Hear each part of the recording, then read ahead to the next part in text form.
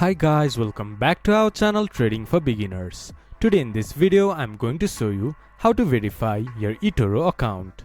To do so, follow some simple steps with me. First of all, open your Etoro application or go to Etoro website from your browser. Then this type of interface will appear in your screen once you have logged into your account. Then if you haven't verified your account, this type of pop-up will appear in your screen. From there, click to verify your account. Here, enter your personal details and answer all your queries.